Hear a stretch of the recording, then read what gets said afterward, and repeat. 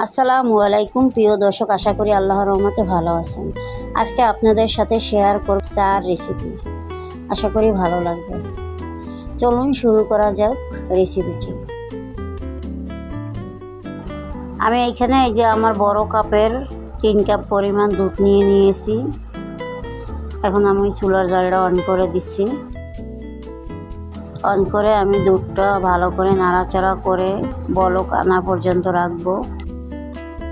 যখন দেখবো দুধটা একটু লাল লাল হয়ে গেছে, তখন আমি দুধটা নামিয়ে নেব। দুধটা নামিয়ে নিয়ে আমি এখন দেব 1.5 কাপ পরিমাণ মতো পানি দিয়ে আমি এখানে 4 চামচ পরিমাণ মতো চাপাতি দিয়ে দেব। চাপাতি যখন ঘন হয়ে আসবে, তখন আমি উঠিয়ে রাখা দুধটা চার ভিতরে দিয়ে দেব। দুধটা আমার দেওয়া হয়ে গেছে। এই যে এখন এই যে দুধের কালারটা আর চার কালারটা কত সুন্দর হয়ে গেছে, গাঢ় হয়ে গেছে চাটা।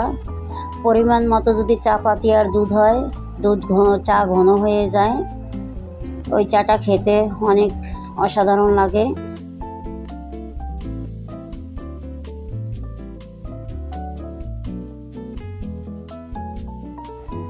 অনেক সময় দেখা যায় দোকানের চাও পানি ভালো লাগে না।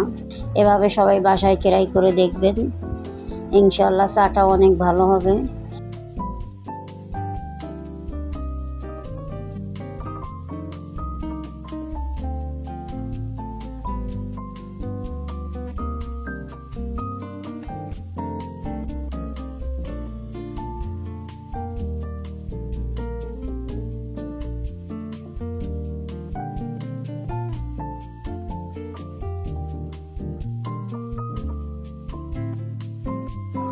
এই যে আমার চার কালারটা কত সুন্দর হয়েছে, অসাধারণ।